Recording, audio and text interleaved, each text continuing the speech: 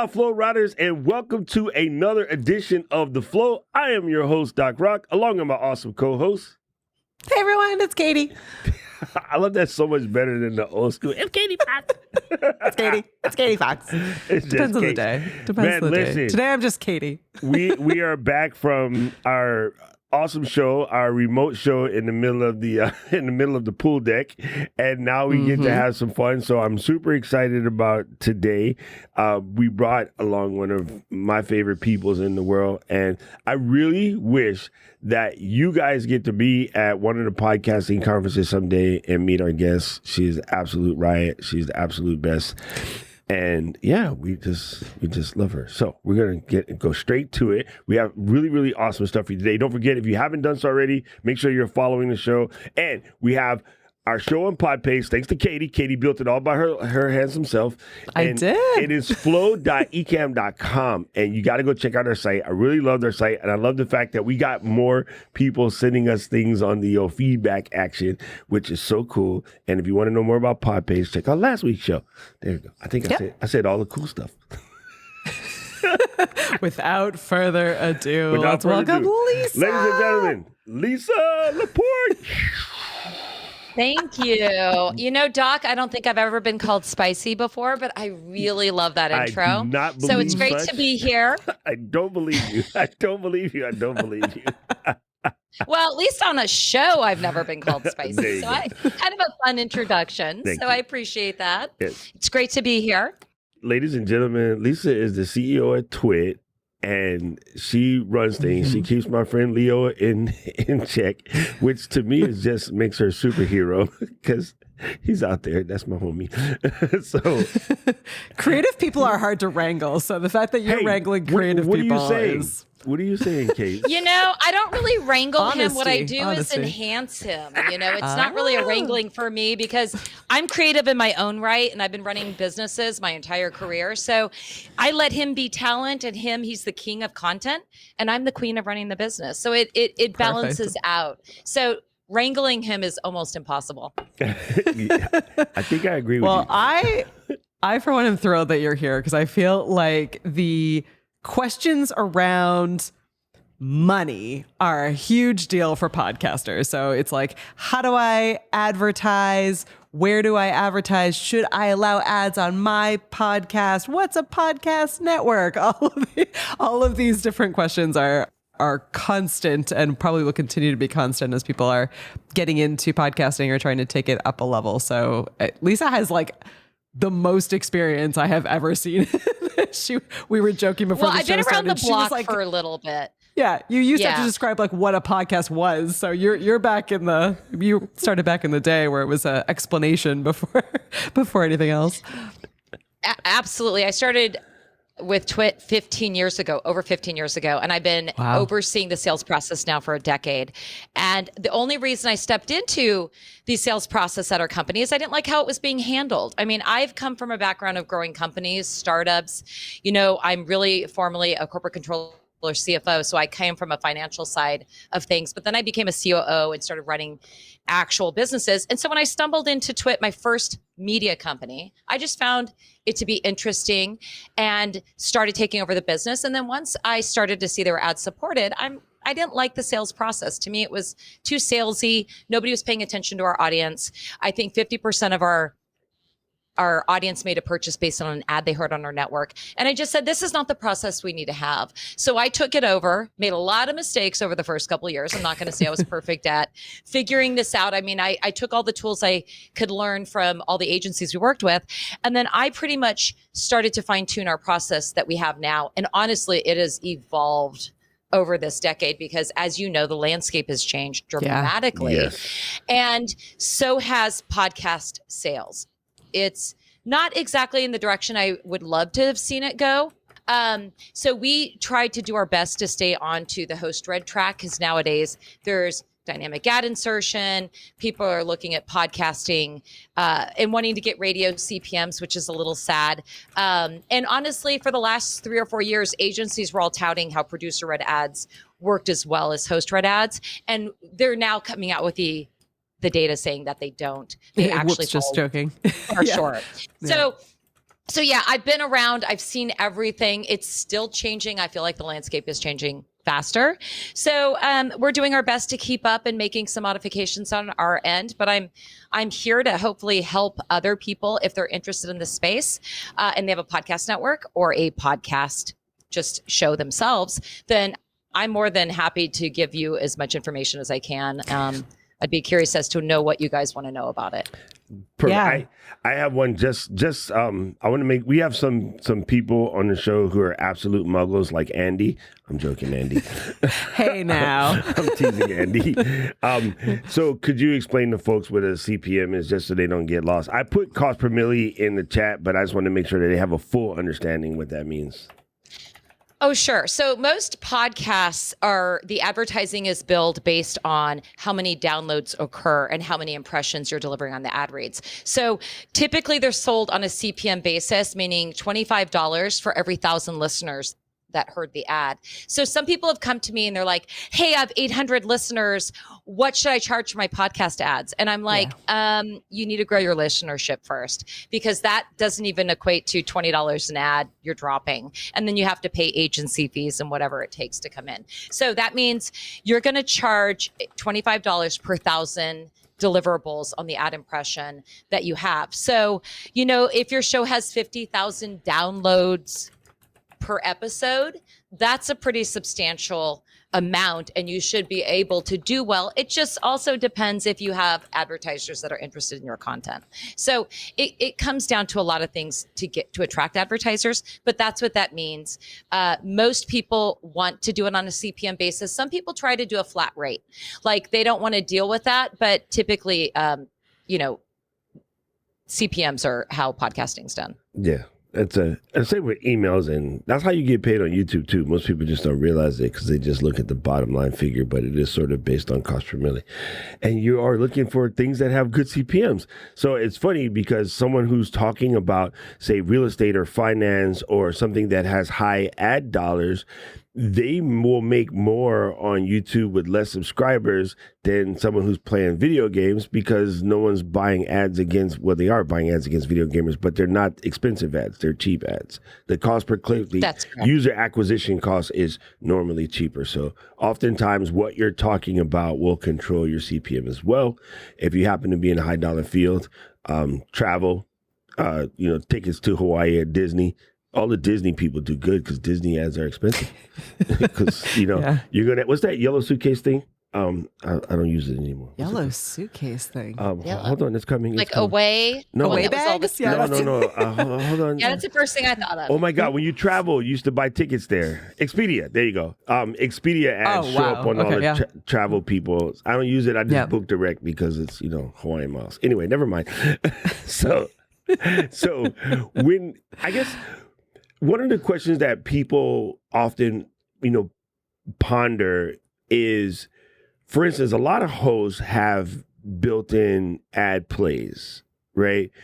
Do you suggest people use the built-in ad plays on their hosting platforms? That's it's an excellent question. It depends on what you want to do. What we do at TWiT is we do our ad reads live when we're creating the show. We find that, first of all, there's a parasocial relationship between the host and the audience. So having a host read the ad read is going to extend that trust to the brand immediately, especially in our case, because we're extremely picky about who we partner with. If they don't have products or services that do not benefit our audience, we won't even look at them.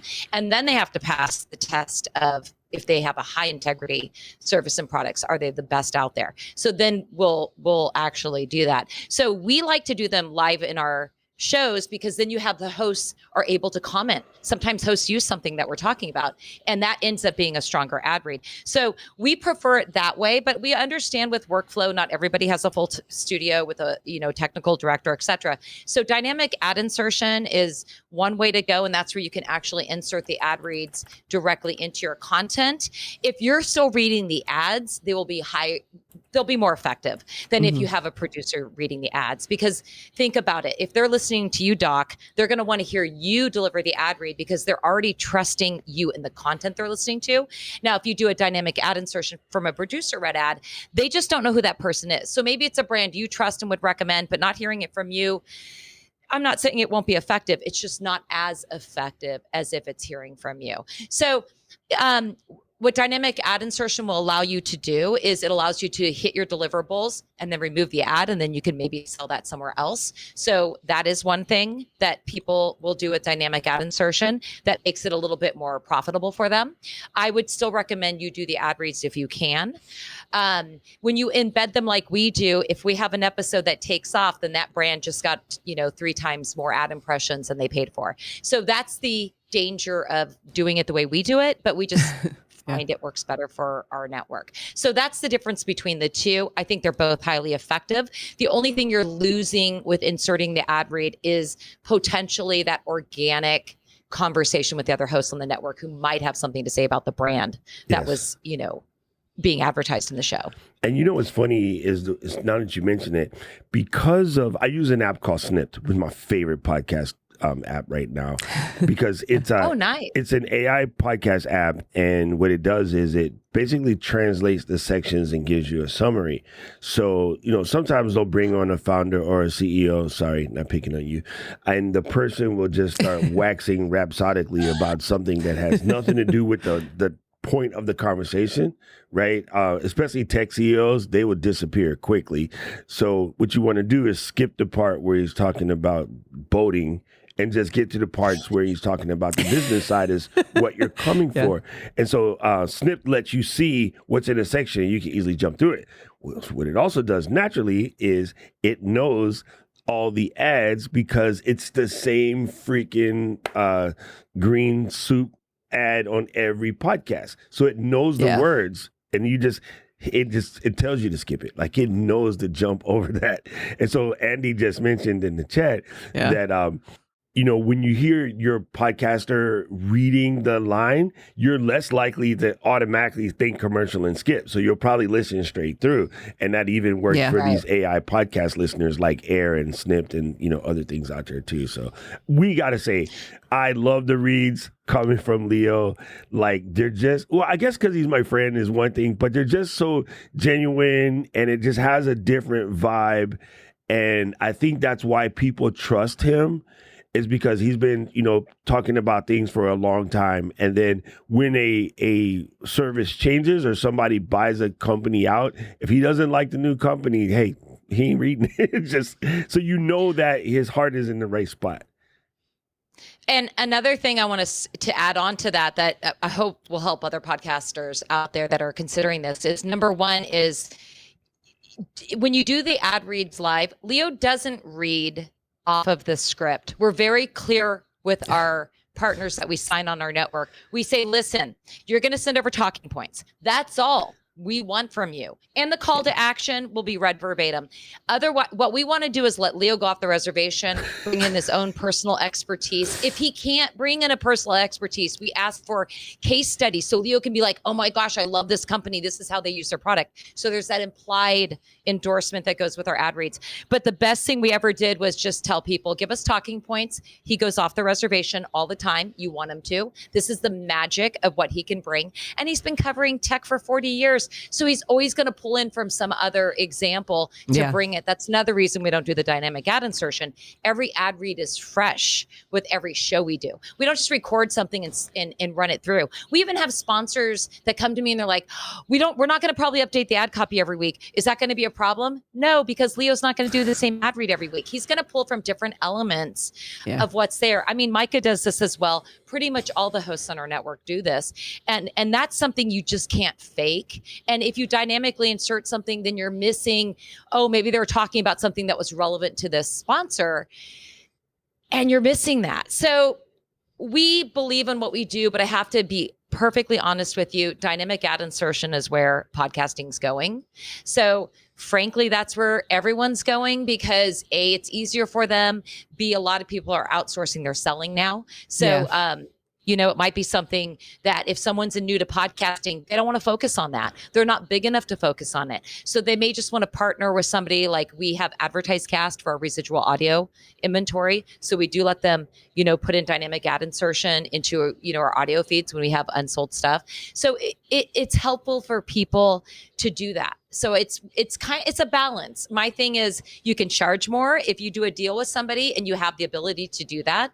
But if you don't, I'll be honest with you, dynamic ad insertion is a great way to go if you don't have the energy to do both things, because it does take time to secure partnerships with brands and to really, do it right and to bring in who you want to bring. So it can go both ways. It just depends on how much time you have for that. How hard is it to make a switch if you decide to do something like that? So we're similar to you, for example, with this show. We do our ad reads typically at the end of the episode, and say for whatever reason, I don't think we have plans to do this, but for whatever reason, we're like, okay, now we're going to do dynamic ads.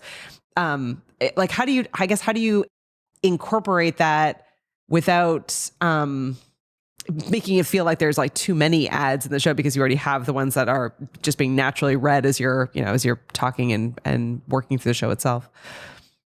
I would be very selective on how many ads you put in. I think some of the mistakes people are making is it's starting to turn out to be like radio, where you have 52 minutes of radio and 18 of them are commercials. Sadly, podcasting's going down that same track. I have been doing my best to fight it, but that's where it's going. We have like on our biggest show, This Week in Tech, which is almost 2.5 hours long on an episode, there's 5 advertising positions we allow on that show, each like a minute to 2 minutes long. So the number of ads in our shows is beyond low. So if you're going to do this and you're going to add dynamic ad insertion, just be aware of how many ads you're putting into the content of your show.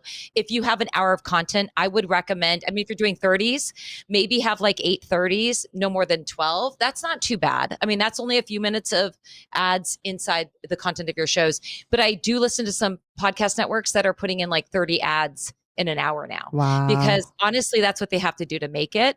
And what Doc said is then they become very skippable. Then you're just skipping. So they're also less effective. So it's really finding and striking that balance. We had to do it. So we're host read. And then at the end of last year, we're like, we have some unsold inventory. So we decided we're going to start running our audio feeds through Advertise Cast. And that took a couple months to set up, and it takes them about a month to get going. So if you decide you want to do something like that, just be really careful, make sure it's a really good balance, and then add it. I'm actually looking to do more with them. We have some club only shows that are only for our clubbers, and we have fans that are like, I can't afford your club. So I thought, maybe I should take out the audio of our club shows and put that out to the public. And the only way I can do that is to run it through dynamic ad insertion to make it ad supported, because you can come to our club and get it ad free and you pay a price. But then this allows me to put it out to everyone else to hear it that maybe can't afford to be in the club. I really kind of didn't want to have to do a club, but we also had to find a balance to keep our content going between advertisers and being fan supported. So that's a shift we had to make this year. And something I would recommend to other people, try to be fan supported as long as you can. And then if you want to do a balance, maybe add advertisers. But it really is going to come down to how much time you have to spend on it. So if you can outsource it, I'd almost recommend it. And a lot of these places will allow you to record ads that they can insert for you. So at least your voice can be on it. So there's a way to do it. And it takes generally a couple of months to set it up. You have to point your feeds to it. And then they have to get in their system and start, of course, pitching you out to their clients to get the ads going. So it can take a couple of months to get set up. And Club TWiT is only $7 a month, and you should absolutely join because there's lots of cool stuff that happens behind the paywall. So I'm just saying, that is an ad read from Doc. Thank you, Doc. And you're not wrong. We have 13 shows for $7 a month, Discord, extra stuff. It's great, but also at the same time, I get it. I was a single mom once, so I don't want to pretend like $7 isn't a lot if you can't afford it. So, that's why we want to do this balance. If you can hear us, you can listen to the ad supported side. So I don't know. I just try to find, I want to have something for everyone if I can. That's about 15 minutes worth of work as a mechanical Turk. Just go do it. Anyway, Rich has a question. Rich said, I tried from the advertiser side of things to place ad of our legal software to podcasts related to law, but Spotify doesn't get that granular. How do you get granular? And before you answer that question, I'm going to say, hey, Rich, Spotify is not the biggest in the game. Everybody thinks they are, but Apple smokes them. They're still the best in the game. So by a long shot, not even by a little bit, by over 60 some odd %. So don't let Spotify fake you into believing they're the hugest, dog on the block. Anyway, go ahead, Lisa. Yeah. It's a good question. Well, yeah. It's a great question. Number one is I would look for legal podcasts and then reach out to the ones you like that are highly rated and say, hey, we want to get your software on those platforms. Another thing, because we don't get that granular either. And that I think is one of the biggest mistakes advertisers are making is that they're really focused on, I only want to be on Security Now and place my security software on Security Now because that's the only show that can work for me. And that's untrue. This Week in Space will work well for security professionals. 90% are ITDMs on that show. So sometimes it's not always the exact content being covered where you want to be. Sometimes it's where are people listening to that show and where they want to be. So the biggest mistakes I feel that advertisers are doing is they're looking at one thing, the content of the show instead of who's listening to the content of the show. And another thing advertisers are making a huge mistake on is they're only tracking one piece of data point on podcasts. Yeah. Like with our network, our audience is not going to go to a landing page. Who cares about a landing page? They're going to Google it and go straight to the show. Am I wrong, Doc? No, Doc, 100%. you should be nodding and at least agreeing with me on this. 100%. So the reality is, so people are like, I didn't get anyone that went to a landing page. It's like, well, of course not going to go to the landing page. Why are they going to type an extension TWiT when they could just in their phone say, hey, Google, go to LegalZoom or whatever the particular brand is. So that's a big mistake that advertisers are doing is that they're only trying to find what they think the show is that they should be on, when in fact they should be looking, if you have a legal software, you should be looking at business podcasts, maybe even like political podcasts, even tech podcasts like ours. We reach, quite a few people in the legal space, but that is how I would start on that. And frankly, that's one of our problems is we're really tired of these people trying to invade our audience's privacy at such a level that's just beyond invasive. It's like pretty soon they're gonna know your blood type. They can already find everything about you anyways. I mean, we all carry cell phones. So that would be my advice on the legal stuff is just look at the hottest legal podcasts and reach out and try to do a direct deal. Yeah, I like that idea better too, because you can sort of build a relationship with the folks, and you layered something that was so poignant, and I don't want people to miss this, but the people that come to camp or that have watched enough Q&A streams with Ken and Glenn will know those guys are hardcore space nuts. Right. So you would miss them if you're trying to get to a founder, a CEO, or developer podcast in order to get them to buy something. Yeah, ours wouldn't be, our particular developers would not be listening to any of that. They're totally watching live streams of space shuttles going off. Caleb, Ken, and Glenn and I have stopped dinner to watch a launch. In the middle of dinner, we're waiting for our steak and we're watching the launch take off because those two are hardcore space camp nuts. So I love that. That was very brilliant, Lisa.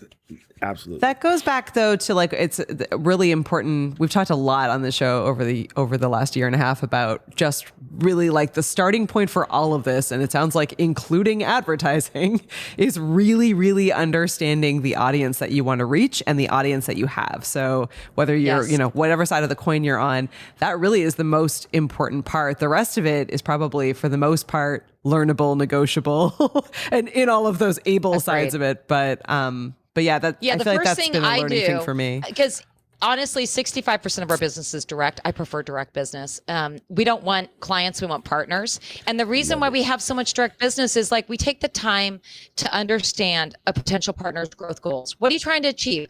Who do you want to reach? What's going on? We don't even I don't even send out metrics or show numbers or anything. To me, it's a guide. We want to have a conversation. If they don't have the products and services that will benefit my audience, it's a full pass for us. So one thing we've always done is no one wins. And here's the beauty. I mean, we do a survey every January. That's how we get our audience metrics. Because like I said, we don't invade our audience's privacy. We get close to 10,000 responses. We just closed it. We're parsing it now. And in the decade that I've been here, 50% of our audience used to make a purchase based on an ad they heard on our network. Today, it was 85 last year. Today, it's now 88%. Wow. It's not 88%. because we don't know what we're doing. It's 88% because we don't just put anybody on our network at all. And honestly, it keeps going up with direct business because, no offense, agencies. Love you, agencies. I work with a lot of you, but you don't understand our network, and you'll end up going, oh, we only want to do 3 drops on this show. And I'm just like, nope, that's the wrong show. You should be here, or you should do more. And the reality is they're all about volume, and they don't really know anything about what they're buying on. I hate to say it. They look at metrics and that's it. Yeah. And that's great for them. To me, I actually want to hear the story from a potential partner. And what are you trying to achieve? What are your growth goals? What are your dreams? And only then will we consider maybe partnering with them if we feel we can do something for them. If they're the exact same as another sponsor in our network and they have nothing else to offer, I'll turn them down. I'll be like, you know what? We already got a sponsor in this space. You don't have it. You're not better, faster, or anything. Maybe you're a little different, but we do a really good job on that. So that would be my best advice, is make sure when you reach out to someone that they're just not going, how much money do you have? When do you want to start? And we'll place you on the shows that we recommend. You want someone that's going to be like, what are you up to? What are you trying to accomplish? What have you done in the past? Where are you going? I mean, to me, that's the process. It's about being a guide to help brands get their name out there. And it's our job to provide this amazing introduction to a brand. That's what I look at when I go out there. So I would highly recommend, honestly, doing the vetting yourself. It's better than talking to a Spotify or an iHeart, who, by the way, we've used them. I had my own agency for 7 years. They don't know their networks like networks know their networks. So I always recommend going direct anytime you can. Yeah, I think it's really good. That's a really good point for sure. I think it's funny because primary example, what you just said is so meaningful, and I just want to make sure people don't miss this. This is how you end up with like penne and vodka sauce or Caesar salad at an Italian restaurant. Okay, first of all, those things do not exist. That is an American generation, but because your advertisement is trying to reach everyone, you end up with people coming in your restaurant, and after enough people ask for it or ask for Italian dressing on their salad, there's no such freaking thing, then you have to capitulate to what the masses is asking for. But if you told your advertiser, I want people looking for a real deal Italian meal, I want people that understand they will hear fighting from the kitchen. The family will curse each other out in the middle of the dance floor, but the food will be amazing. The place we went to in Denver, that was legit. They had the mafia movies on. They had, Botticelli playing in the back. Like, when you walk into one of those spots, it's legit. If they have a straw on the wine bottles, real deal, right? If they have Caesar salad, walk the F out. It is not a true Italian restaurant. And so this is why you have to be careful. Everybody wants 1 million listeners. No, you want 150,000 true blue listeners. It is a much better play for longevity and living how you live. Right. And I think that's what you guys have done so good. The TWiT family is real. Like those people, many of us have been listening for well over a decade. I've been there 18 years. So trust me, I know, and I hope people do not miss that, because you're going to get someone that comes to your show, or this is the problem right now with YouTube quitters. Is they started taking on all these ads from all these people, and then they start telling them to make content that they need in order to make this money, and not what they want. And now they're over it, and they all say they want to quit. At the end of the video, you find out they're really just coming back to just doing what they really wanted to do, was create videos for fun and enjoyment and a little profit instead of trying to be billionaires. And that's the mistake. So be very careful. There you go. Yeah, that's where we're at. We're going to be making some more changes this year. Some pretty significant changes. I'm working on that right now. And so hopefully by summer, you'll be hearing more about it. But that's definitely how we are. We just don't want to throw anybody on our network. We really want partners. I have long-term relationships with direct clients, because we do what we say we're going to do. We talk with them. We see if we're helping them meet their goals. We're only bringing them on our network because our audience wants to hear about these guys. And if they don't, then we don't want them. So, I still say no. You would think in this climate, I'd be saying yes to everything. But if I say yes to everything, there goes my audience. So for us, really, our content is focused on our audience, and we're going to get more back to that. So my tease to everyone that is a TWiT fan is there's some real stuff that's going to happen by this summer.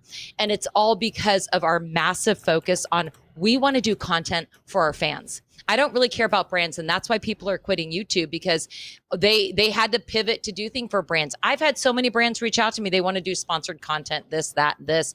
And Leo had a hard line on that. He said no. And I'm like, what if it's a different division? He's like, I don't want to, that's not what we want to do. We want to cater to a specific audience. These are the people we want to hang out with, on our network. And that's where we, stay true to what we're doing. But that's why a lot of people are leaving the business, is they've been forced to do things that's not why they're there. They want to be creatives in what they do. Right. And they turned around and became shills for advertisers. And now they're like, they might also be burnt out, but I really truly believe they're not doing what their heart is, where their heart is. And that's what happens.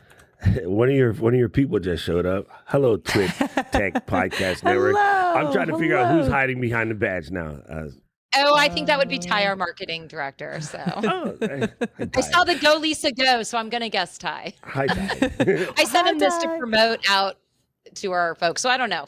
It could be a fan too. So listen, here I have one thing that I really want to ask, and I want to make sure that we cover. And I know this might be difficult for you, but you're Lisa, so I'm going to just throw it out there. Bring it. For, a lot of the guys that we have are starting and they're relatively small. So they're not at that level yet, but it's the thing that you should study while you don't need to. Same thing I tell them, create when you don't need to create. Don't wait until you have to. And then you got last minute running around. So when is the right time, and how does a small person make the switch? Right. Yeah. When to get started with advertising? Yeah. Honestly, I would just do it now. If you're streaming on YouTube, turn on the ads on YouTube. I would recommend making them skippable so you don't really annoy your audience to death, but just put them on YouTube. Why not turn on all the ads, make them skippable, turn around and, reach out to partners that do dynamic ad insertion. A lot of agencies do it. So you can say, hey, I'm going to send you my audio feeds. They can start putting in ads, and you have control over categories. You can say no politics, no religion, no that, you can make it sure it's around what you would want them to be putting in. And you could start right now doing that. They might have minimums, but at least get your word out there. And frankly, if, let's say you have a business, maybe hit them up. Hey, why don't you sponsor my first few episodes? There's other ways to get people to come in. You could even do flat out branding deals. I know that's what we did at TWiT when we first started. Some guy reached out and they're like, hey, we want to send you a couple of our products in $5,000. Would you do an ad? And we're like, sure. So honestly, play with it. Don't be afraid to try things. Be careful about overwhelming your audience with too many ads. That's why I'm saying if you're going to turn on YouTube, make it skippable. If you're going to find someone to do dynamic ad insertion, be respectful of your audience's time. Try to pick brands that work. And if someone reaches out and goes, hey, I want to sponsor you, maybe make it a flat rate sponsorship at first. Maybe it's a couple $100. Anything to help you buy your mics, get your lighting rig set up, because everyone knows they need video now to go with the audio. So those are just some easy ways to do it. And if you think your podcast is decent, maybe you want to join a network, reach out. There's a lot of smaller networks that'll take on brands or take on podcasts and say, yeah, we'll put you in our workflow. We'll help you with the back end of this. So to me, my thing is, don't be afraid to try, test. I'll be honest with you. I've been running companies my whole career. I leap a lot of the times with 2% of the information and figure it out on the way down, because you have to. This is how you generate and get new ideas out there. So for me, be honest with your audience. Tell them, I'm going to test some stuff. I'm going to turn this on. Trust me, if they don't like it, you're going to hear from your fans. So I feel being authentic, honest with your fans, tell them what you're going to test and try. Try YouTube ads, try dynamic ad insertion with, platforms that'll do it. Be willing to try and be open and honest with your audience when you do it. That, I think, is the key. Keep growing your audience and be honest with them. I'm forever telling my guys to just leap and you'll just figure it out. Don't be scared. Being scared is useless, bro. It really doesn't do anything. I've never seen anybody be successfully scared. Nope. I just do stuff and then figure it out. When I started, one of the things I did was I went to my attorney, who was asking me about buying Facebook ads and buying Instagram ads, or actually it wasn't even Instagram at the time. I think it was Foursquare or something. And I was like, hey, I got an idea for you. Like, you're going to spend that money on this. We know that all of the local people are listening to my show, and a lot of my guys that go to my club listen to my show. And he says, okay, so I was like, well, I need a new microphone, and I want to pay for my podcast hosting. So I added it up. I was like, it comes out to like $750. Will you sponsor the first season? He goes, how many episodes in the season? I'm like, I don't know, 20. But he's like, okay. So he basically covered my mic and my hosting costs. I bought it, and I did a show for his helping people, get out of DUIs. Because he was the best DUI lawyer. And I didn't get one, but he was also just a regular lawyer. But my brother-in-law's a cop. I can't get one. Anyway, You'd never hear the end of that if you did. Yeah, 100%. Oh, my God. That's what I always tell when I get pulled over. It's like, have you been drinking? I was like, you high? And we're too old. We're just way too old, Doc, to be getting those. Is a sergeant. He's probably your boss. If I get in trouble, he would murder me. Anyway, but it's funny that he went for it. He was like, yeah, that's a great idea. And a lot of people would tell him that, they heard about him on my show. And, when we would do outside events, sometimes I would, do it live from one of the bars. So you guys that are doing sports shows or memorabilia shows or whatever, if there's going to be, say, a card trading thing happening in your neighborhood, ask them, can you do one of the shows live from the show floor? And so we would do stuff like that. Yeah. We would do our events. Katie and I did it at the pool deck last week, Yeah. And you'd be surprised, like people are like dying to be engaged. And so that's a way, even as a small podcaster, you can go out into the community and, like you said, talk to a restaurant or a small business, cleaning company or something, and you're helping them out. And it's a couple $100 to them, but that covers, you guys are always complaining about, I don't want to buy a $400 mic. Hello, that's a $400 for podcast. That is nothing. They're going to spend that on that. Yeah. Every neighborhood has that cheap paper that mostly gets used for wrapping stuff. Ours used to be called the penny saver. Ad costs more than that in that, right? The little ad of the realtor doing this is like $1,800 a week. Yeah. So seriously. And you touched on a point. It's gotten to the point now where podcasting is so easy to do anywhere. You can shoot it on your phone. Mike, here's my other tip for everyone. Audio's king. I don't care how it looks. I know that video is really coming out to be more and more what people want, but if the audio isn't there, you got to start with the audio. Yep. Yeah, audio's got to be king. But you're right. Now you can go anywhere and do this. So you can even do a shout out to your fans and say, I'm going to go to this restaurant. Maybe the restaurant covers it gives you $150 and then people are there buying stuff, like you said, coming and actually enjoying and watching it live. There's so many things now you can do that you couldn't have done 15 years ago. Like right now, we don't even need a studio. That's something, we are working on. We're looking at putting our shows up into the cloud because we kind of mastered that during the pandemic. And so it's like, I'd rather do more content than pay for, a really expensive studio. So we're looking at doing some things like that. But in today's day and age, you're absolutely right, Doc. You can walk into a local place and shoot and do the whole thing on your phone and then put it out later. So there's so many opportunities to get out there and actually make your podcast work. I agree with you. Don't stop with fear. You miss every shot you don't take. I mean, come on, we all know this one. So my attitude is just try it. Turn on the camera. But be honest. If you're doing a show and you're like, oh, I want to try this, instead of being fearful about it, tell your audience about it. That's what we do. Yeah. Every time I'm going to make some huge change, I'm like, Leo, you best be talking about this on all your shows because I don't want to hear it from the fans in 2 months that they didn't know this was coming. So we just treat our audience with respect. We let them know what's up. We put it out there, whatever we're going to test and try, and we hope things work. And sometimes they don't, so we shift. And that's all you can do is go out there and be authentic and be human. And frankly, audiences embrace that more than hiding things or surprising them. Just put it all out there. Yeah, and you'd be surprised. Like Murray's in our audience right now, and Murray has a podcast where he talks about guitars and stuff. I mean, brilliantly, you just do it at the guitar store. Like they'll be happy to have you. And, people will come by and see you and it's like, hey, this is cool. Like I can stand here and learn about this thing. And it becomes like a gathering spot. You can plan, hey, you guys want to do a musician swap meet in the parking lot? And I'm going to record the podcast from outside today. And, all the musicians, we all have a bunch of extra gear that's been sitting around. And I know our music store does musician swap meet every once in a while. So you help them plan that event and you record your podcast there. And if you're brave enough, you let some of the weirdos come and talk on your show. Trust me. The reality is it's popping up everywhere. People.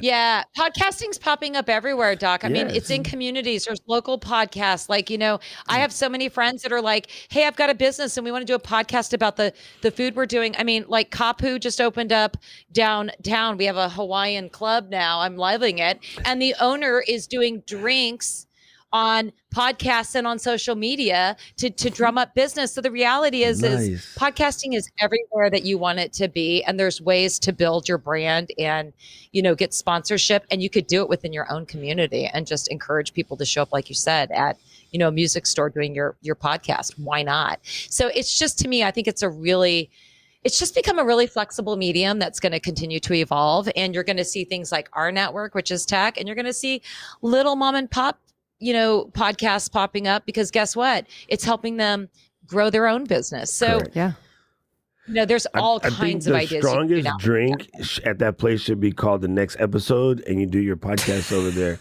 because after you drink it, then you're going to have fantastic. an episode.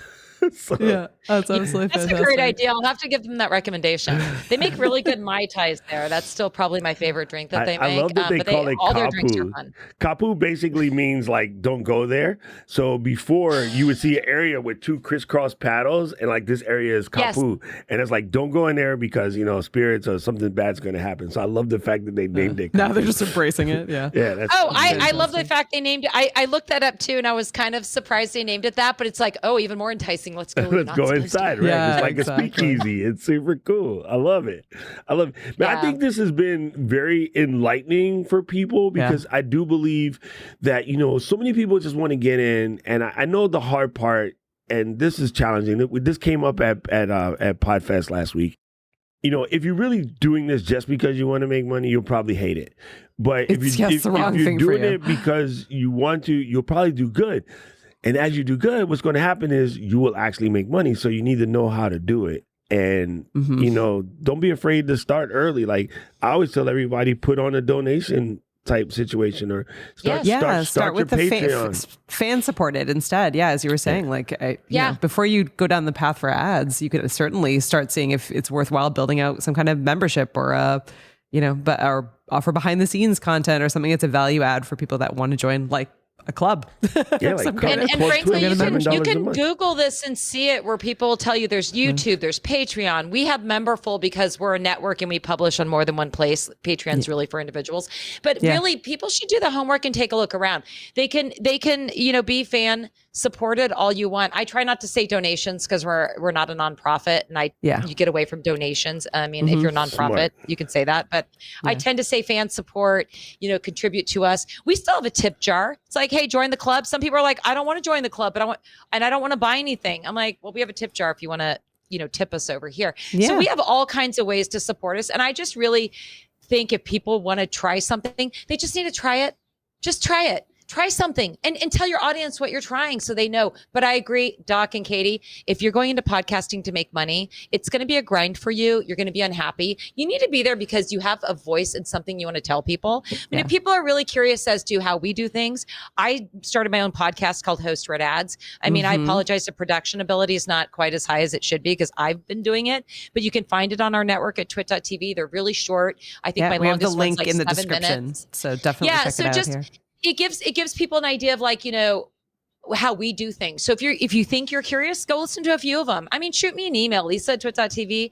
I try to help people because to me, I didn't get here because I am amazing and just figured it out. I got here because of other people helping me get here. I have mentors. I'm not afraid to reach out to people. I'm not afraid to ask questions. So, email me. If I can help you, I will. I mean, I even help my brands. Some brands reach out to me and they're like, I have $5,000 to spend. I go, well, it won't be on our network. Here's where I recommend you go. And they can't believe it. They're like, why would you even be helping me to go somewhere else? I'm like, well, if I can't do it and I have an idea, I want to help everyone. That's just they'll come back when they can. They'll remember that moment. Exactly what we were thinking the same thing. Well, if not, pay it forward because then maybe they have an idea that can help someone. So to me, I just feel like this is a community, and I didn't get here today because I was greedy and knew what I was doing. People help me. So to me, I just will always give it back. I will help anyone and everyone at any time if I can. She's not lying. She was absolutely incredible in answering all of our questions about advertising. So it was hugely helpful. Yeah, I just, it's this universe is small. And as far as I'm concerned, I think too many people are looking out only for themselves these days. So if I can tell anyone anything, help people if you can, pay it forward. If you have an idea, let someone else, run with it. It's just, life's too short not to be hanging on to everything. Yeah, absolutely. And guys, if you haven't done so already, I put the link in. Check out Club TWiT. Check out their shows. You're talking about some of the best shows in the business. If you're even looking for what does a true video podcast look like, and trust me, I love when we go to shows and people talk about how video podcasting is new, and I'm like, nah, play it. Like no. No. Like, I remember when I specifically bought Apple TV version 1 back in 2008 or 9 because I wanted to watch TWiT and like Revision 3 and all of the, video podcasts back in the day. And that's when I started making my own, like way back then. So it's been a hot minute. Yep. But you're talking security now. MacBreak Weekly which has been my soul for many, many years. iOS Today, Hands on Mac was Micah's my G. Love Micah to death. Just go and check these out, even if you haven't, for the simple reason that you'll see what like a pro show looks like, and you'll pick up tips, you'll pick up things. Even, trust me, dude is one of the best hosts in the business, all the way back from like what is that show called, 321 Contact or something? I forgot what it was called. But you see Leo presenting how, just where you get your chops. That's where you learn how it's done. Both of us had come from radio, but I learned about switching from radio style to podcast style from just watching and emulating Leo and, some of the other great hosts on the network. So go check it out. Tell them I sent you. They'll probably kick you out. No, check us out. And we also have our ads, we have our ad supported side too. So, I mean, just go and download a couple of, episodes, see if there's something there that you're interested in, and, become a fan. I mean, I'm a huge tech fan after joining this network. I was always a nerd, and now it's like, okay, I had to switch. I had to become a little bit more of a geek now. What they do really but well I love it. Is it caters to us hardcore nerd people, but it's done so in a manner that anybody can understand. Yeah. And I think that's what has made it such a large position in people's life. You don't have to be as nerdy as I to say, listen, you can listen to it. And I would highly suggest that some of you guys listen to the Security Now show. Yes, because it brings out all the big problems happening in tech and security. Nobody analyzes that better than Steve. Yes. It's one. I mean, I know that Global 100 companies listen to this show because I hear from them. Yeah. I'm just like, whoa, you're reaching out to me, this little tiny thing. That's one of our most popular shows with some high-end people. I just remember like when I first came, and I was like, I know you guys think this is cool, but we cannot have the same password for all of our things in the Ecamm space. If somebody figures it out, we are done. And it, it's easy to do, but you just don't think about it because it hasn't happened yet. But when it happens, my God, is it a mess? And so now we're all cool. We got everything in position. And even for you guys just starting out, start fixing that right now. If you still do that, stop it. And just, this is the things that you can learn. So I really appreciate you guys being around for as long as you have. I think you've helped me stay in the business. The business gets crazy from time to time, and when you need to go find your we know it? When you need your people to help you calm down, I know that I can hang out with my TWiT folks and come back to reality real quick. And then now I'm going to be watching TWiT on my Apple Vision Pro. That's awesome. Yeah, it's changing a lot. I'm always paying attention, and like I said, we're going to pivot some more this year. So all of our fans, I hope you're going to like what we're going to do. I think they're going to love it. So I wish I could talk about it now, but I have to hit goals. So once we hit those goals, y'all will be back. My secret. Then you can dive in. It'll be great. You can show like, look, guys, we got a new grand opening. Grand closing. Yep. This has been super amazing. How can everyone find you? I know you said it before, but I just want to make sure that they hear it again. How can people find Lisa? Well, if you need to, want to reach out to me directly, I'm Lisa at twit.tv. I'm on LinkedIn, X. Those are my two go-to platforms for business. And you can just come to twit.tv and look around. You know, there's lots of great content there, and maybe you can find something you'll enjoy. Absolutely. And you know what? Tell Leo, you know what I made for dinner yesterday? Leftover chicken in the rice pot. Oh my God, we use that rice pot every week, just so you know. I did a bunch of sausages last weekend, so I was putting in chorizo and some hot Italian sausage in there. It was so good. It's so Thank you, Doc, for that tip. Sponsored I by love to rice eat, cookers and the chicken recipe. Yes, rice cookers are. Man, I'm waiting for the Zojanushi sponsorship on Twitter. I'll feel very like I did it. I bridged the gap between my two favorite things.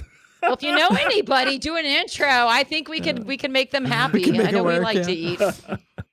All right, gang. That's so funny. I want to remind you that this show is easy to find. We're at flow.ecamm.com. If you need anything, step onto the site. It's a good way to get to all of your podcast aggregators. It's a good way to contact us. We have links on the site that would allow you to leave a voicemail, leave feedback.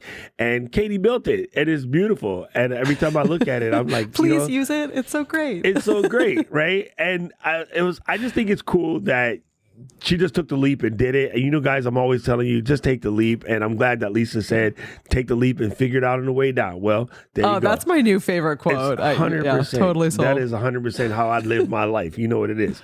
So check out flow.ecamm.com.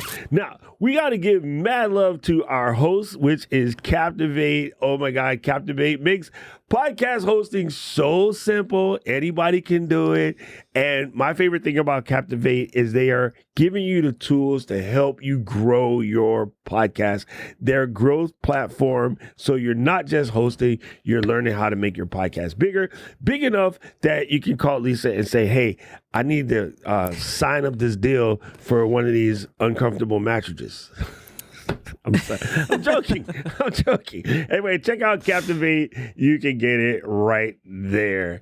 And wait, who else are we gonna do? That's it. That's our people. No, that's it. That's it for this week. I have so many pod page updates to do. I'm excited. What'd you say, Katie? I'm sorry. I was being goofy. I was just saying, based on last week's episode where we talked with Brendan and Dave about Podpage, I'm like, I have my checklist now. Every one of these episodes, I'm like, well, I've learned all of this, and now I've got to implement. it. So I'll have to make my Lisa checklist for next week. You know, it's awesome. Gonna be fun. Like, Katie, you can totally write this book now about your first, couple years in podcasting and all the things you learned, because basically got dragged in kicking and screaming, and then you're just a consummate pro now. Consummate pro. I don't know if I was kicking and screaming. I was like, oh, one more thing. Do we want to do one more thing? Well, it's maybe a little outside your comfort level, but you've done it now, and it's great. Try everything, you know? Yeah. Life's too short. Exactly. Life is too short. It is really, really fun, and I've learned a ton. So, yeah, absolutely. You see, guys, you never know. You never know until you try. That's why I eat fermented soybeans, because you first smell it, it smells like feet, but it's really healthy and it doesn't taste bad. All right, gang. That's a good thing. I don't know if I'd eat it. No, it's really good. You'll like it. I know you would like it. If you can eat Parmesan cheese, you can eat natto. All right, gang. That is it. You know, here it is. We like to wrap this baby up with our ever impressive statement, and it is Flow Riders out. Out.